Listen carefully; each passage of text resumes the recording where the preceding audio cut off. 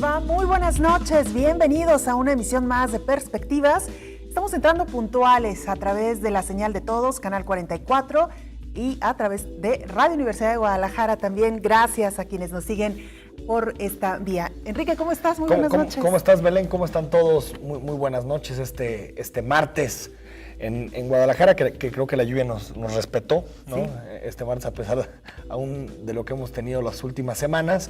Y bueno, después del, yo diría, Belén, el tsunami de la salida a medios del secretario de la Función Pública, Virgilio Andrade, y utilizo la palabra tsunami porque si bien ya era un escándalo lo que estaba sucediendo en torno a la Casa Blanca, ahora ya con la exoneración de parte del secretario de la Función Pública, pues no sé, Belén, no sé qué opines, a una semana del tercer informe de gobierno, pues mejor no me ayudes, compadre, ¿no? Claro. Es decir, pues si va a salir a decir ese tipo de cosas, yo creo que flaco favor le hace el presidente de la República. Claro que al final, pues pocas sorpresas, ¿no, Enrique? Me parece que desde que se anunció el nombramiento de Virgilio Andrade al frente de la Secretaría de la Función Pública, sí, un hombre muy cercano al presidente Enrique Peña Nieto. Amigo, sistema, diría yo, ¿sí? Amigo.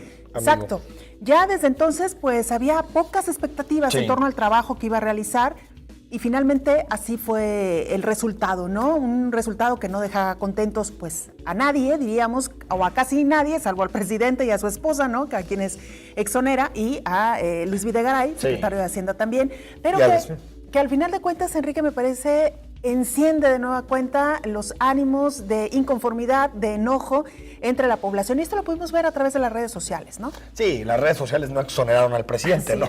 Si bien Virgilio quiso hacer su lista, digamos, de temas que no podía resolver, las redes sociales pues claramente expresaron, creo que el sentimiento mayoritario, ¿no? En un tema que, como tú decías, era crónica de una exoneración anunciada, ¿no? Ahora, lo que sí me gustaría colocar sobre la mesa son dos cosas, Belén. La primera, no puede ser que en un país medianamente civilizado, no sé si lo seamos o no, pero medianamente civilizado, el secretario de la Función Pública, es decir, el que se encarga de regañar, el que se encarga de fiscalizar, el Contralor Federal, que se encarga de iniciar los procesos contra los funcionarios federales, sea amigo del presidente, y no solo sea amigo del presidente, sino que aparte fue representante suplente ante el IFE por parte del Partido Revolucionario Institucional. Es decir, eso no puede existir, ¿no? Ya es tiempo de quitarle a la Secretaría de la Función Pública ese sesgo partidista que no solo ocurre con el PRI, ocurrió con el PAN. Ahorita perdí el nombre de quien fuera el primer secretario de la Función Pública, de apellido Vega, Salvador Vega. Y Salvador Vega pasó de ser secretario de la Función Pública a ser diputado por parte del PAN. Es decir, no hay ningún tipo de autonomía en términos partidistas. Y la segunda que me parece muy grave, Belén, es que el hecho de no haber esclarecido lo que sucedió sigue poniendo sobre la credibilidad del presidente pues un asterisco muy claro, ¿no?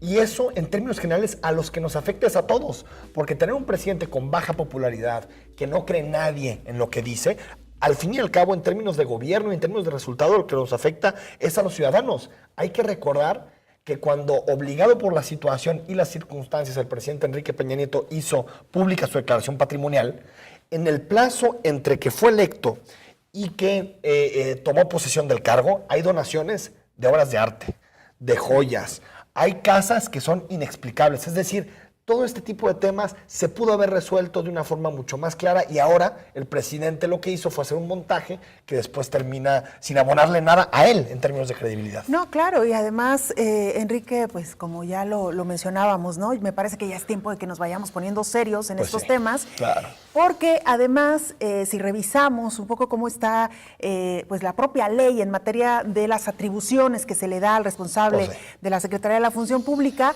pues podríamos concluir que finalmente no tenemos ni siquiera los instrumentos, deja tú ya de quién esté al frente, ¿no? Los instrumentos de por sí pues son muy débiles, limitados, para realmente poder llegar al fondo en una investigación y poder sancionar o por lo menos emitir un dictamen que sea más o menos creíble, ¿no? En un entorno o en una realidad. Así que bueno, por lo pronto ahí está el tema. La señora Angélica Rivera decía o anunciaba ya que va a devolver, ¿no? Esta Casa Blanca, como bueno, ya la devolvió en diciembre, ¿no? Como si, exacto, como si esto fuera... El contrato de compraventa, ¿no? Sí, pero como si esto fuera la solución, ¿no? Como si con esto borrón y cuenta nueva. Pero oye, vamos siendo serios, como dices, Belén. un presidente de la República, que su esposa tiene un contrato con la empresa más beneficiada por los gobiernos de su esposo, pues bueno, en cualquier democracia mínimamente consolidada sería un escándalo monumental. Yo creo que en países más desarrollados esto llevaría a juicios en los congresos, a temas mucho más profundos, y me gustaría reiterar, Belén, lo que creo que es incluso más preocupante. O sea, no es solamente el hecho de que la ciudadanía o la opinión pública quiera un juicio sumario y que el presidente salga. Es que el presidente Enrique Peña Nieto tiene la credibilidad y la popularidad más baja de todos los presidentes de la democracia mexicana. Es decir, 15 años nunca habíamos tenido un caso de este, y menos a escasos 7 días de su tercer informe de gobierno, a la mitad de su sexenio, en lo que algunos dirían que es el cenit de su sexenio, tiene este problema de credibilidad. Entonces, no solo para la ciudadanía había que llegar a una verdad de lo que había ocurrido en torno a las Casas Blancas y a las Casas Siga, sino creo que él necesitaba una aclaración que lo pudiera, digamos, repuntar, que lo pudiera empujar de cara a la segunda parte del sexenio. Hay que decir que con la reforma entra el Sistema Nacional de Anticorrupción, pero pues este caso ya es caso juzgado, ¿no? Claro. Es decir, el Sistema Nacional de Anticorrupción no se va a poder meter a analizar lo que ya se encargó de exonerar Virgilio Andrade, ¿no? Claro, y además, pues con esta tendencia a la baja, veremos con qué números termina el presidente Enrique Peña Nieto su sexenio.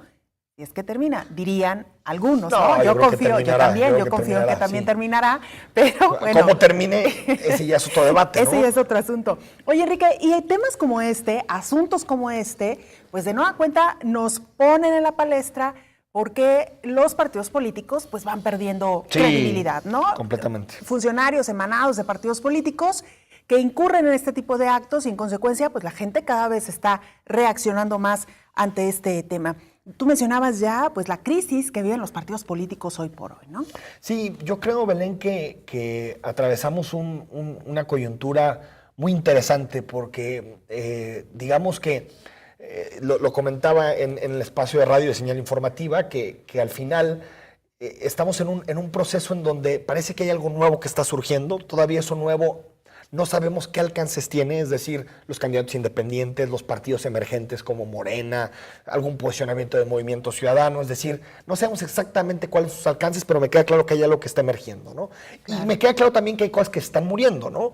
Entre ellos, desde mi punto de vista, muchas de las cosas que sustentaron a nuestra transición, entre ellos el tripartidismo, por ejemplo, ¿no? O esa verdad única que antes tenía el Instituto Federal Electoral o el INE, que hablaba el INE o el IFE y era, bueno, prácticamente la Biblia, ¿no? La ley electoral, era imposible contradecir lo que decían los consejeros electorales. Ahora, pues lo vimos con el caso del Partido Verde, los consejeros estuvieron muy golpeados, y sí creo que los 3 partidos políticos más importantes del país tienen una severa reflexión que hacer. Claro. No sé si lo están haciendo del todo. Ya discutimos el caso de Ricardo Anaya, que me parece que a menos de que demuestre otra cosa, todavía no me parece renovación en sí. Claro. El caso de Manlio Fabio Beltrones, pues de renovación con un político de 40 años, pues y con un único aspirante, ¿no? Con un único aspirante donde no hubo proceso. Y en el PRD pues está la discusión interna, pero también, Belén, creo que tendrían que ir más allá, que es cómo democratizar a los partidos y cómo realmente solidarizarse con una posición muy complicada que está viviendo la ciudadanía mexicana en torno a la economía,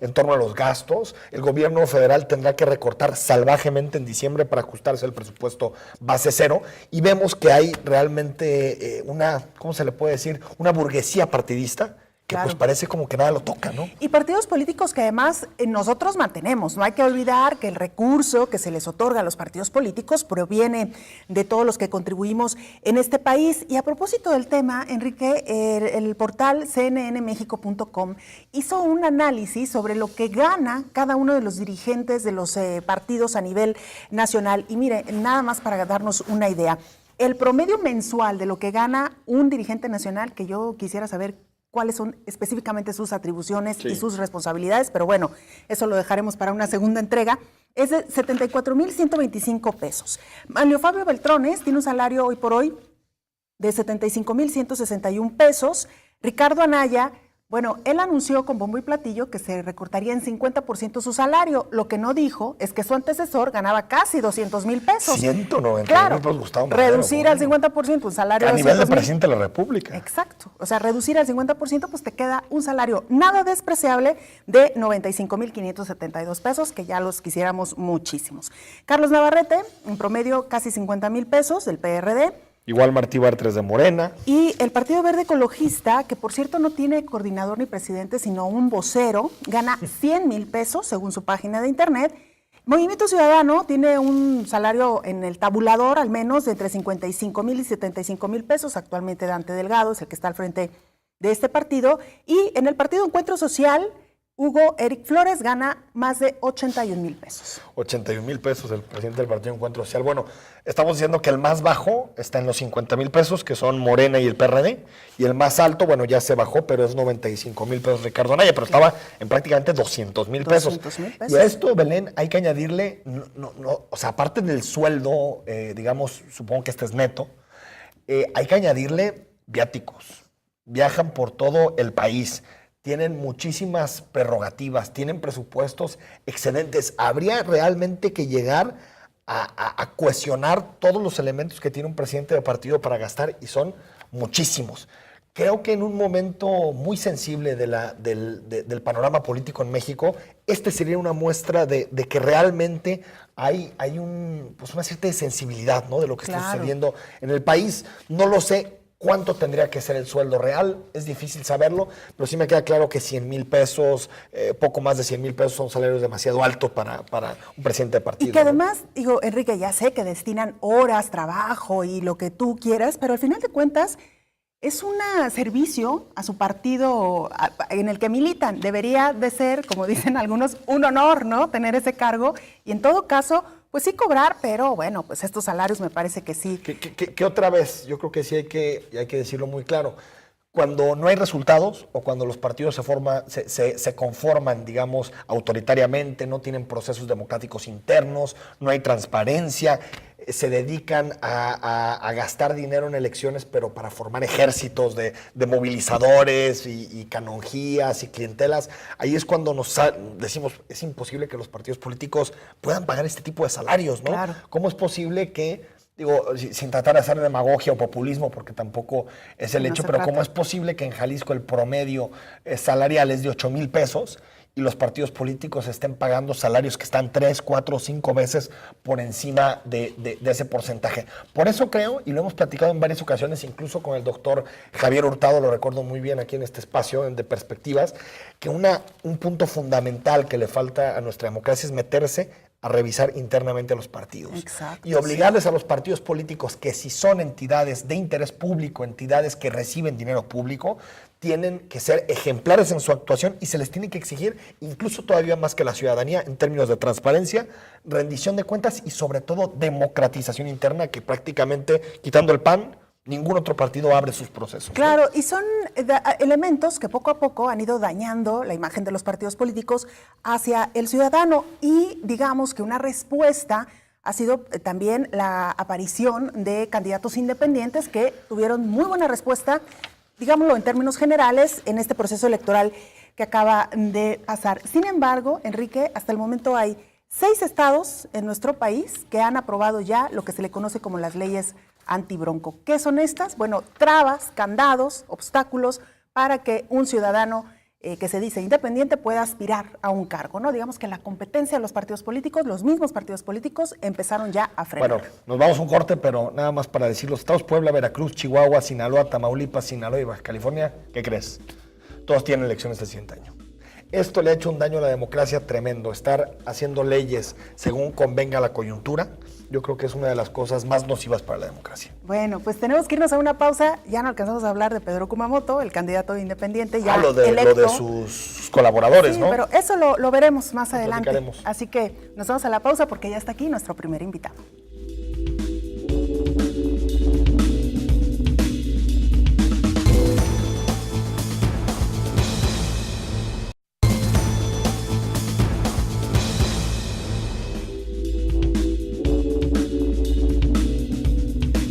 Estamos de regreso en Perspectivas. Belén, hemos platicado de este tema en varias ocasiones. Desde 2012 creo que algunos pues, que han tenido problemas o derrotadas, si se puede decir, en los últimos procesos electorales han sido las encuestas. Así es. Yo creo que las encuestas no tendrían que ser las derrotadas, sino los encuestadores que hacen mal las encuestas. Pero bueno, ese es otro debate. Pero que usted no lo crea, hay encuestadoras que sí le atinan. Y hoy tenemos a Jorge Alberto Godínez, director general de Polymetrics, que bueno, fue una de las pocas encuestadoras que el último proceso electoral a nivel Jalisco lograron acercarse a los resultados. Jorge Alberto, ¿cómo estás? Buenas noches. ¿Qué tal? Buenas noches. Muchas gracias por la invitación. Aquí estamos con el ánimo de ser constructivos y platicar y mostrar cómo se manejan y qué son las encuestas. Antes de pasar a ver, para los que nos ven por televisión y narrarles un poquito a los que nos escuchan por radio, algunas de las encuestas que ustedes publicaron, me gustaría preguntarte, Jorge, antes que nada, ¿cuál es tu balance de lo que está sucediendo con las encuestas a nivel mundial? Mucho se habla del fenómeno Gran Bretaña, lo que sucedió, que no le atinaron tanto a la distribución, sobre todo de escaños a nivel de parlamento. Es decir, ¿podemos hablar de una crisis de las encuestas? Más que crisis, sin duda, en la actualidad la sociedad es más difícil de medir.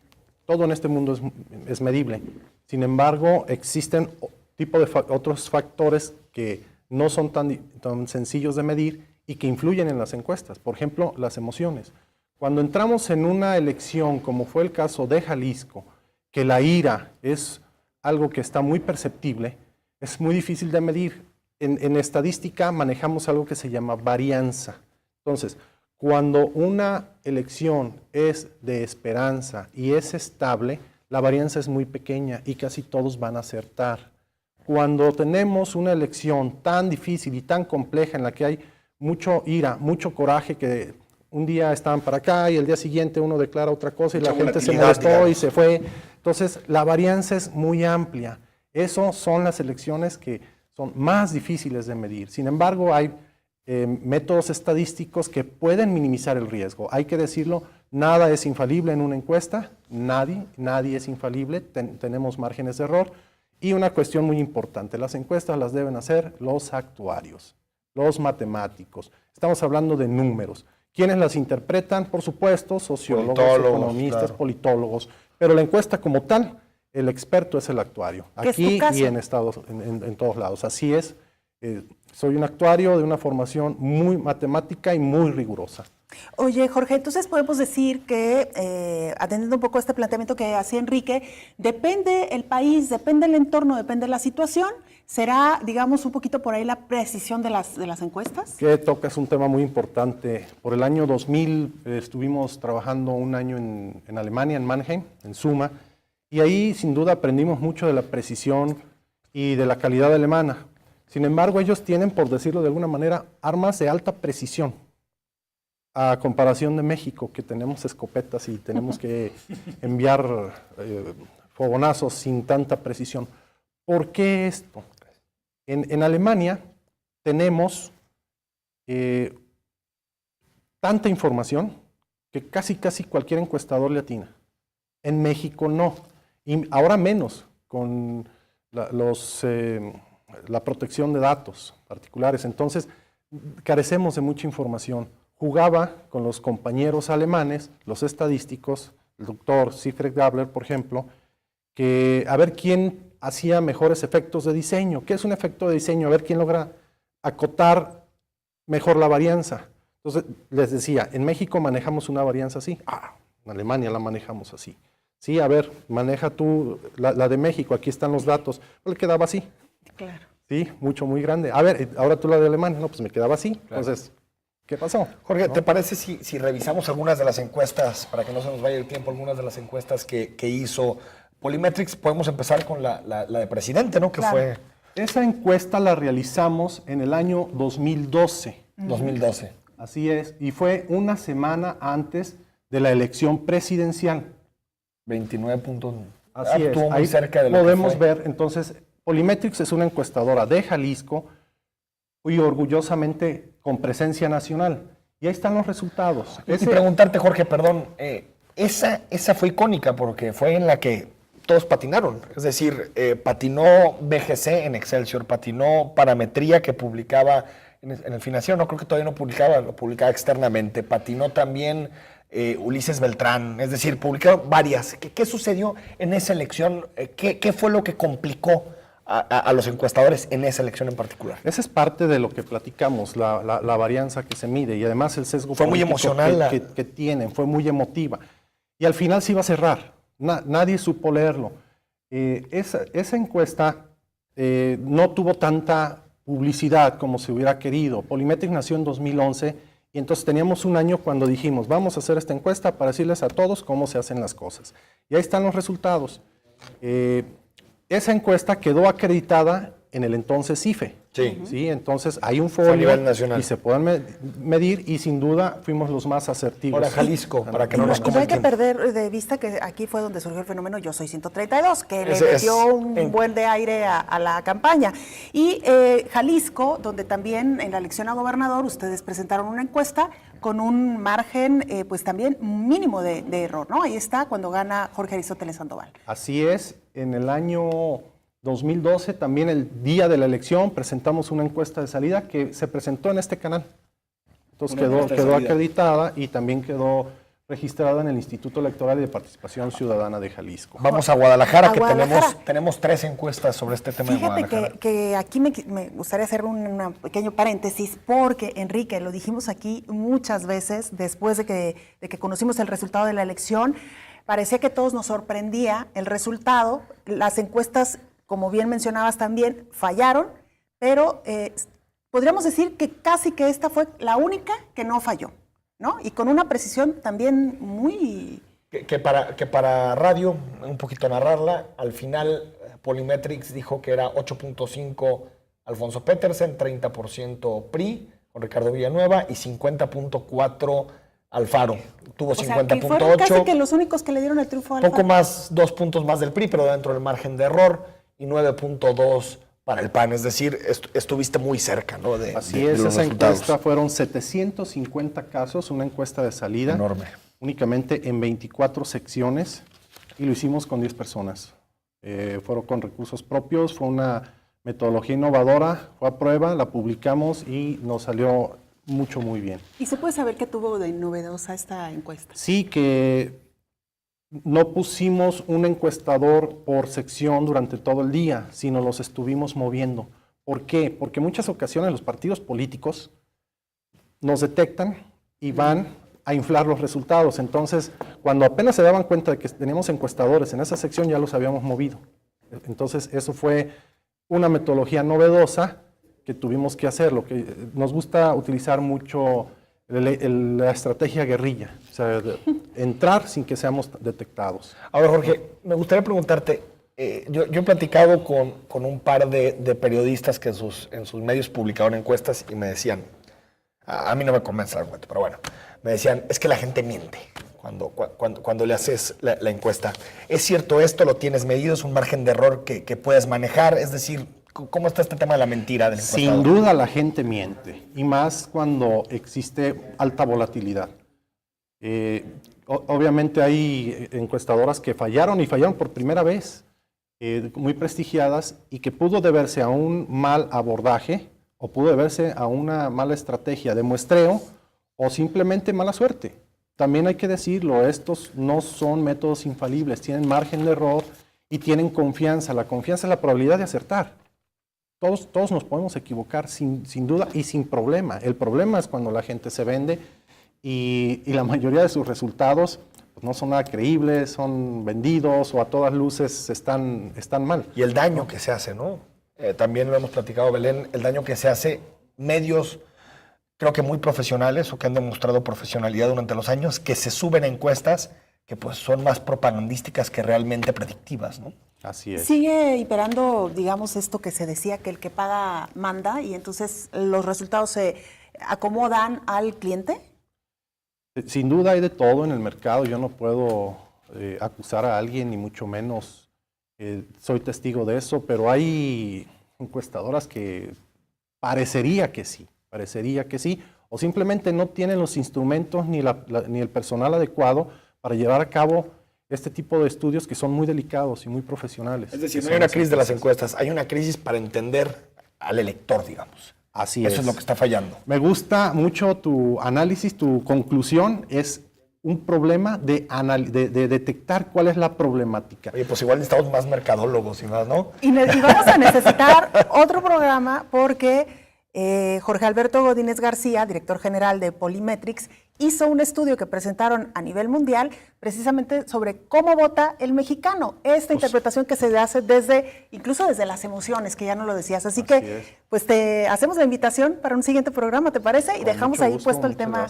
Muchas gracias, Jorge. Al contrario. Muchas gracias. Para que vean que sí hay encuestadores que latinan, ¿eh? Exacto. Bueno, no le atinan, que hacen bien las cosas. Que no los habíamos detectado, pero aquí están, y ahí ya vio usted el resultado de la elección, que incluso fue, de la encuesta, perdón, que incluso fue Y certificada. ahí están los resultados del IEPC, ¿no? Así es. Bueno, vamos a la pausa porque ya está aquí nuestra siguiente invitada, violencia contra las mujeres, esta alerta que se anunció también por parte del gobernador, Erika Loyo, presidenta del Instituto Jalisciense de las Mujeres.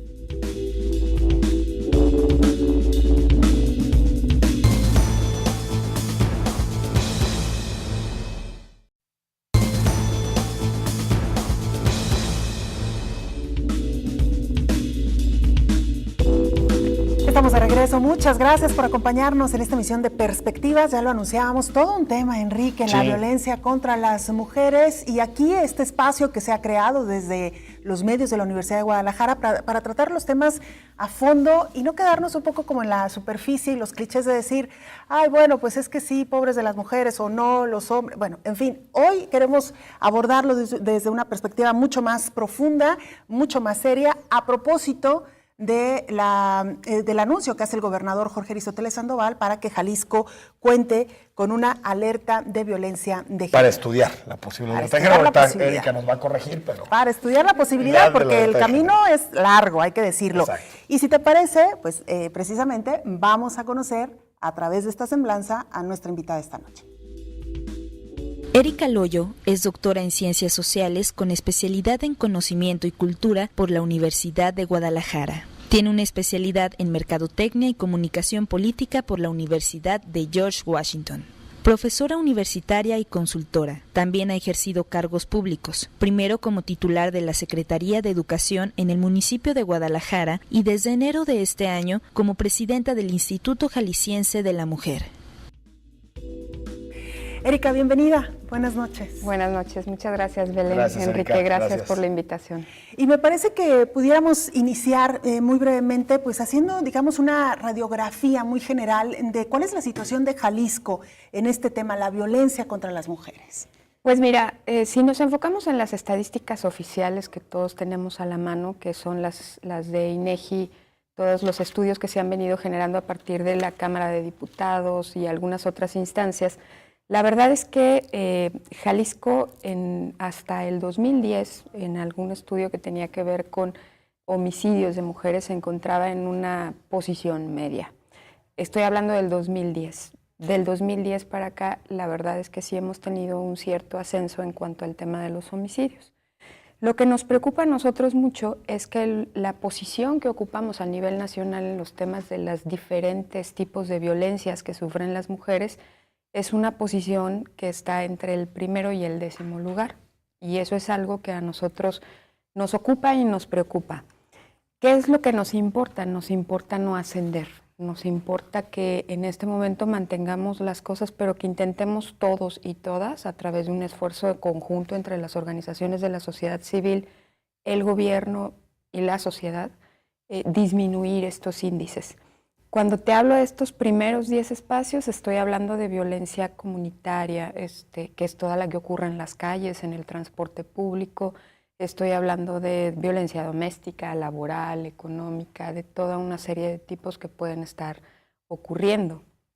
Y todas ellas pues llevan al final al último tipo de violencia, que es la más cruda y la que todos quisiésemos evitar, que es el feminicidio, ¿no? Claro. Que es el homicidio de una mujer por razones de género.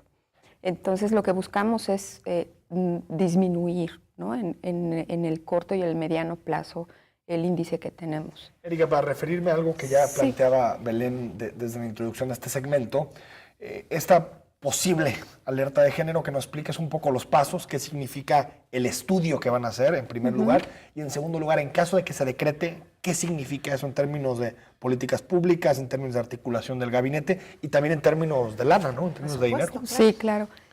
Mira, el mecanismo de alerta de violencia contra las mujeres, optamos por el mecanismo estatal. Hay el mecanismo estatal y el nacional. En el mecanismo estatal, el gobernador es quien nos ha dado la instrucción a través del Consejo Estatal para prevenir, atender y erradicar la violencia contra las mujeres, de iniciar la investigación. Esta investigación se va a generar a partir de un grupo interinstitucional y multidisciplinario. Este grupo se va a conformar en las próximas 2 semanas. Obligadamente lo tienen que conformar secretarios o integrantes del Consejo Estatal para Prevenir la Violencia, que son integrantes del gobierno del Estado.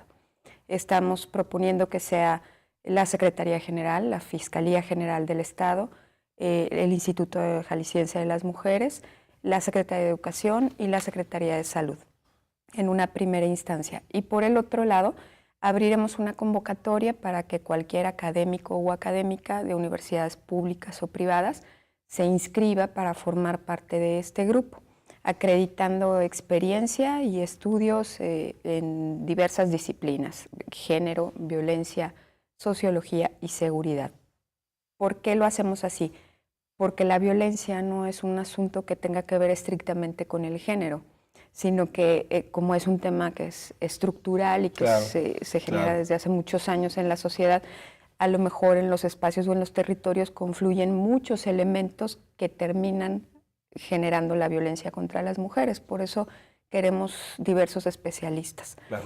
Esta convocatoria, te digo, se abrirá los próximos 15 días. Cualquiera puede inscribirse, el Consejo acreditará a quienes lo conforman y a partir de ahí transcurren 30 días naturales para que desarrollen su proceso de investigación y a través de una metodología específica de entrevistas, de análisis de casos, de visitas a los centros de justicia, a todos los espacios que tenemos, puedan dictaminar si procede o no la alerta y si procede o no, que dictaminen en qué territorios o en qué polígonos va a estar focalizadas las acciones que ellos van a sugerir. Claro. ¿No? Erika, en perspectivas, le pasamos el micrófono a ciudadanos especialistas para que le pregunten muy bien. A los invitados, en este caso a ti, y primero vamos con una pregunta de un ciudadano de Alfonso Colín. Muy bien.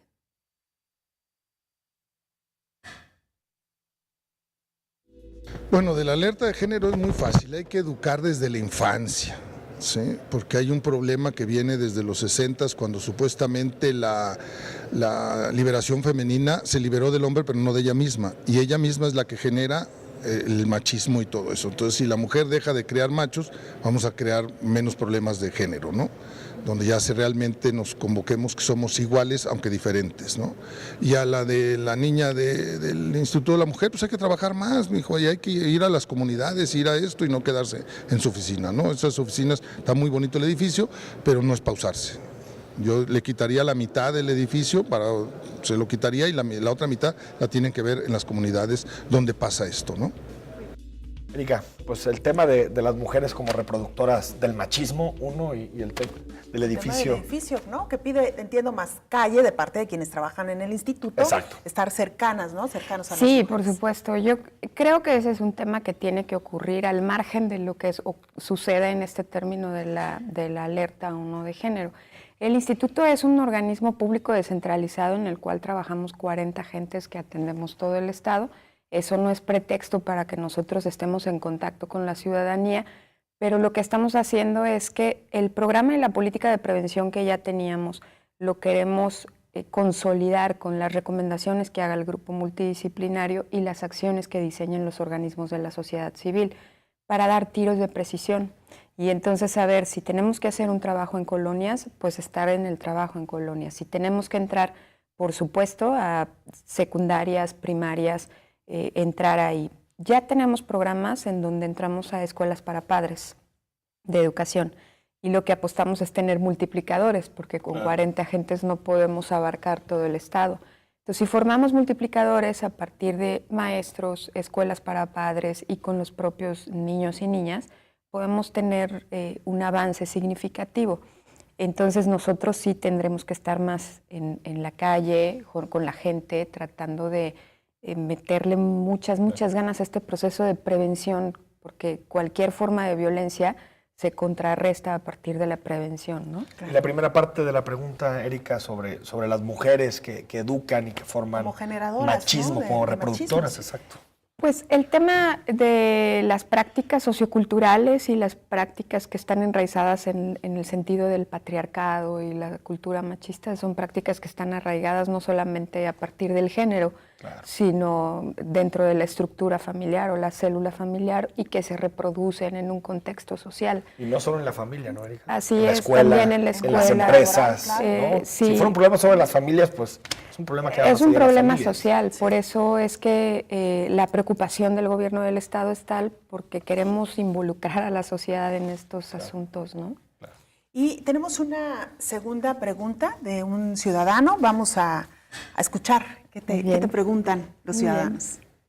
A partir de esta posibilidad de que se active la alerta de violencia de género en el Estado, me gustaría saber desde su perspectiva cuáles serían las medidas inmediatas que se deben de tomar, las urgentes, las necesarias, a partir de la activación, y cuáles serían otras medidas que como política pública deben estar presentes en la administración del Estado, es decir, en la administración pública del Estado, una política pública transversal que tienda a prevenir las múltiples violencias contra las mujeres, pero especialmente el feminicidio. Me gustaría concretamente saber cuál sería esa política pública y en el caso de las medidas urgentes, cuál es una de las medidas urgentes que deben de tomarse ya a partir de la activación de la alerta de violencia de género. Erika, antes de que respondas una precisión, regularmente tenemos 2 preguntas de parte de la población y una pregunta invitada de parte de un especialista, de un experto en el tema. En esta ocasión, a quien acabamos de escuchar hace unos momentos es a Guadalupe Ramos Ponce, quien es representante de CLADEM acá en Jalisco. Ella es nuestra pregunta de una experta invitada. Entonces, bueno, ya está preparada la pregunta. Bien. No, claro, y nadie mejor que la doctora para hacer una pregunta especializada en el tema, ¿no? Así es. Pues mira, creo que a partir de la determinación de si se declara o no la alerta de violencia contra las mujeres, insisto, violencia porque permite contrarrestar y atacar todos y cada uno de los tipos de violencias que existen en contra de las mujeres, incluyendo el feminicidio. No es solamente el feminicidio como tal. Creo que las primeras medidas que habremos de tomar tendrán que ver con la instrucción que ya le dio el gobernador del Estado al fiscal general, al fiscal Eduardo Almaguer, para crear la agencia especializada para investigar feminicidios. Esto ya es una instrucción, y hasta donde entiendo el fiscal ya está en proceso de poderla implementar. En los próximos días seguramente nos dará razón de ello. Creo que los segundos pasos tienen que ver con un análisis a profundidad del protocolo de feminicidio que nosotros tenemos desde el 2012. Todo producto es perfectible y creo que en este proceso que estamos enfrentando es una gran oportunidad para poder hacer esa revisión y plantear algunas mejoras. Y después, por supuesto, o en paralelo, la mejor capacitación de los ministerios públicos, que son los que inician estas averiguaciones. Me parece que son las medidas inmediatas y medidas inmediatas a tomar en los polígonos que se determinen, que estas son medidas que van desde la prevención, la protección, la seguridad y la justicia. Son los 4 ejes que nosotros hemos enmarcado dentro del trabajo interinstitucional, porque son las 4 vertientes sobre las cuales debemos de actuar. A la postre, la política pública debe de tener un impacto que sea visible en términos de prevención. Un trabajo muy fuerte, insisto, en las escuelas, un trabajo muy fuerte en las colonias, un trabajo muy sólido con los líderes de colonias, ¿no? También hay muchas que son mujeres y que son multiplicadoras, entonces todo eso tiene que ver con un proceso transversal. Y en paralelo, pues una de las labores del instituto es la transversalización de la perspectiva de género. Es decir, que esta perspectiva se haga transversal en todas las instancias del gobierno del Estado. Y con la ley que van a sacar, las unidades de género estarán en los 3 poderes, ¿no? Vamos a ir un corte, vamos a ir platicando con Erika Loy, nos quedan muchísimas preguntas. Este es un tema muy interesante, ¿no? Sí, violencia contra las mujeres. Regresamos.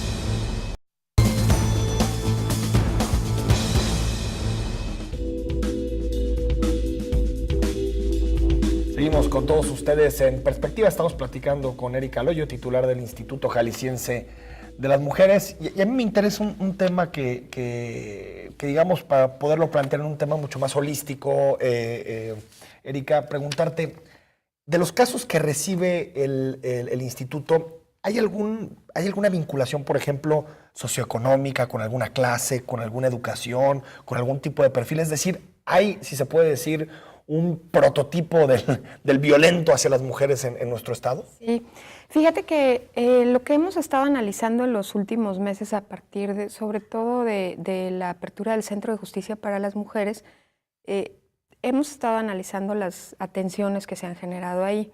En principio diría que la violencia no tiene nada que ver con una posición socioeconómica, porque transversa cualquier tipo de posición. Sí. Pero los casos que hemos estado, o que el Centro de Justicia ha estado atendiendo más, se focalizan, por ejemplo, en el municipio de Guadalajara, en colonias del Oriente, algunas pegadas a las otras, y tenemos una franja de edad en la que ocurren más estos hechos, que son a partir de los 21 años hasta los 40, 45 años. Y casi todos tienen un nivel de secundaria, completa o incompleta. Entonces eso te habla un poco más de en qué franja estás focalizado. Ahora bien, en cuanto a las mujeres, las mayores atenciones las tenemos en las amas de casa y las empleadas. Okay. Ahí hay de subordinación, digamos. Divididos los rangos, claro. Sí. Y en cuanto a los agresores, siguen exactamente el mismo patrón que te mencionaba de edad y de escolaridad, pero casi todos son empleados u obreros. Entonces, digamos que ahí también tienes un patrón, claro, específico que, en mi opinión muy particular, y lo digo como investigadora, no como titular del instituto en el que estoy, es una veda importantísima para poder generar una serie de análisis, claro, y estudios de caso, claro, que te permitan decir o investigar qué es lo que está pasando y si el entorno o el contexto tiene cierta influencia sobre este tema, que seguramente lo va a tener. Sí, ¿no? Porque asumimos, perdón Belén, que debido a que México es un país machista, que incluso se nos conceptualiza así, se reproduce el estereotipo en el cine, en la música, en distintas cosas, pensamos que eso genera realmente la violencia, pero hay otros países machistas o de un pasado machista, digamos, muy asentado, se me viene a la cabeza Italia, España, ¿no? Claro. Que han logrado con políticas públicas y con crecimiento económico y con educación, pues de alguna forma, si no erradicar, pues sí disminuir a niveles muy aceptables, ¿no? Digamos, la violencia contra las mujeres. Claro, sí, creo que de hecho lo comentábamos, ¿no? ¿Hasta dónde realmente solamente tiene que ver con esta parte del machismo que lo escuchamos, por ejemplo, en la primera pregunta de un ciudadano? ¿Y hasta dónde realmente hay otros factores, ¿no? Que están influyendo? Creo que son una serie de factores socioculturales, incluso, ¿por qué no decirlos económicos, claro, también, que tienen una gran influencia sobre este tema. Ahora te diría, hace 2 semanas leí en El País de España que España vuelve a tener un índice altísimo, de feminicidios. En una crisis, por ejemplo. En una, ¿no?, crisis económica y en una crisis de cambio de partidos, en donde ahora quienes eran las feministas que estaban en las organizaciones son alcaldesas, Ada Colau en Barcelona, Carmela en Madrid. Entonces ahora tendrán que establecer desde el gobierno sus visiones y sus políticas públicas, porque en solo 2 meses creo que asesinaron a 38 o 40 mujeres de las franjas fronterizas de España. Y otro tema que igual también puede explicar mucho, Belén, es el tema de la impunidad, ¿no? Ahorita que se me venía acá, es decir, un novio, un esposo o quien sea que sabe que hay una posibilidad muy baja de que por un golpe a su mujer llegue a la cárcel, o que también hay una posibilidad muy baja de que incluso esa persona inicie un proceso por el miedo, por el sometimiento, pues es una impunidad que propicia la violencia. Por tanto, incluso ahí me das un poco la razón, tienen que ver una serie de factores totalmente distintos. Exacto. Pero sin duda la impunidad, la falta de acceso a la justicia es algo que influye muchísimo en todo el proceso y en todo el procedimiento, y algo que el fiscal general y tu servidora hemos estado platicando es que cualquier gente va a seguir levantándole la mano a una mujer dentro de un hogar hasta que no sepa que hay consecuencias reales. Exacto, ese es el tema. Ese es un punto fundamental, ¿no? Claro, y que actualmente pues existe, es decir, hay esta impunidad. Erika, ¿qué criterios están establecidos para definir que un asesinato es un feminicidio o es un asesinato, pues digamos, de la población en general. No sé si ustedes un cómo lo- homicidio en general. Exacto. Existe un protocolo que se rige bajo estos términos a partir de que se publicó a finales del 2012. Con ellos son los que se abren las investigaciones de todos los homicidios de mujeres y conlleva toda una serie de elementos. Fundamentalmente tiene que ver con que el homicidio o la muerte de una mujer sea ocasionada por razones de misoginia o género y que eso se presenta como evidencia en muy diversos elementos que los ministerios públicos tienen que valorar, que es pues desde la forma en la que encuentran los cuerpos, el espacio, el lugar, en qué lugar están, de qué manera los encuentran. Toda esta serie de elementos son los que influyen. Y ahí entonces nos encontramos con que es muy importante seguir capacitando a los ministerios públicos para que puedan estar sensibilizados en la aplicación de este protocolo. Sin duda es un protocolo que tendremos que entrar a revisar, insisto, para poder a lo mejor considerar algunos otros elementos y capacitar más a los ministerios públicos que puedan hacerse cargo de ello. Como dato hay que decir que las fiscalías o las agencias ministeriales especializadas en feminicidios que se han creado en estados como Oaxaca o como Chiapas han especializado de tal forma a su personal que han logrado disminuir hasta en 30% los homicidios y los que están calificados como feminicidios. Por tanto, nosotros vamos a entrar, gracias a la asesoría de CONAVIM y del Instituto Nacional de las Mujeres, a una etapa de conversación y de compartir experiencias con estos ministerios públicos para que entonces Jalisco pueda llegar a contar en un breve espacio con una agencia especializada, ¿no? De acuerdo a los datos de la Fiscalía, porque entiendo que hay un diferendo en torno a los datos sobre feminicidios, pero de acuerdo a los datos oficiales de la Fiscalía, ¿cómo estamos en materia de feminicidios y cómo ha sido, digamos, el proceso histórico en los últimos años? ¿Si han caído, si han retrocedido? Fíjate que en eso sí te voy a quedar mal porque las cifras las tiene el fiscal general, porque él está muy al tanto de este tema y son cifras que no nos comparten hasta el momento. No son pero públicas. Sin embargo, sí hay que decir que las cifras que tienen los organismos de la sociedad civil no son compatibles con las cifras que tiene la Fiscalía. En gran medida porque, insisto, la metodología para metodología y, por una parte, la metodología y el protocolo, ¿no? La base de investigación fundamentada en el protocolo de feminicidio. Y eso permite entonces descartar feminicidios o agregarlos, pues, ¿no? Claro, perdón, me comentaba alguna vez, igual serviría como para aclararlo, me comentaba alguna vez un amigo abogado, me decía, esta división entre feminicidios y homicidios es muy polémica. Sí. ¿Por qué vale la pena mantener en específico esta división? Mira, te diría en principio que la primera razón es porque es una muerte por razones de odio hacia las mujeres, de misoginia, y que son razones que queremos desterrar de la práctica sociocultural, ¿no? Y por tanto, pues esto lacera y lastima más a la sociedad porque la familia que vive un feminicidio es una familia que ha sido afectada en estructura y en forma, ¿no? Porque el hecho de que su mamá o la mujer que vivía en esa casa esté asesinada o haya sido muerta de la manera en la que lo fue, lastima aún más a los miembros de una familia, ¿no? Porque son razones de odio, tal cual, y así está tipificado por la ONU, ¿no? Sin embargo, la ONU también insiste en algunos otros tipos de los que denomina feminicidios que están catalogados por costumbre o por religión o algunas otras cosas que están presentándose en regiones como en Asia o en África, ¿no? Y que también ahí pues hay que buscar la manera de contrarrestarlos.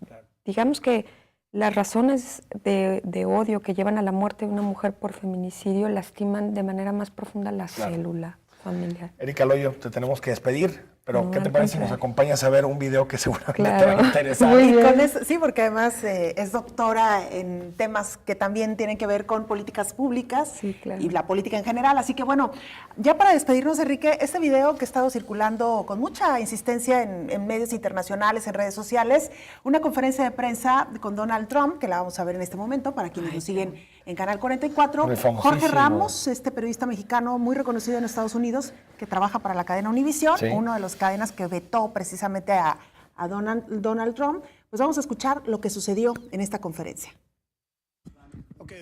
Ok, ¿quién es el próximo? Siéntese, por favor. Usted no fue llamado. Siéntese. Siéntese. Adelante. No, usted no ha sido llamado. Regrese a Univision. Adelante. Adelante. Adelante. Siéntese, por favor. Usted no fue llamado. Anda. Y bueno, pues ahí estamos viendo cómo Sí, ordenan adelante. retirar con personal Jorge de seguridad Ramos. a Jorge Ramos, que luego regresó, pero la grosería, la falta de respeto y sobre todo lo más importante, el coartar la libertad de Jorge Ramos para preguntar como periodista. Bueno, esto ya llega a límites realmente. Es un autoritario este hombre, ¿no? Así No es. solo es un payaso, es un payaso, pero aparte es un autoritario y ojalá la clase media norteamericana ilustrada le diga a este hombre, va afuera, ojalá. Vaya a su Univisión a ver si le dicen a él, ¿no? A ver si le dicen a él. Bueno. Bueno, nos vamos. Gracias. Muy buenas noches.